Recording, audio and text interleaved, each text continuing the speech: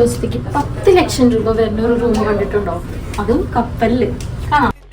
ഇതാണ് ഗൈസ് നമ്മുടെ Walt Disney sweet.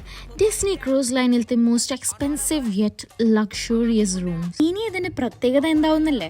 Luxury accommodation, elegant ആയിട്ടുള്ള art deco design, floor to ceiling windows, concierge services, അതായത് നമ്മുടെ കൺസിയേർജ് ലോഞ്ചിൽ നിന്ന് കിട്ടേണ്ട ഡയറക്റ്റ് ആക്സസും, 2 ബെഡ്റൂംസ് ഉണ്ട്. അതിലത്തെ ഇതാണ് മാസ്റ്റർ ബെഡ്റൂം.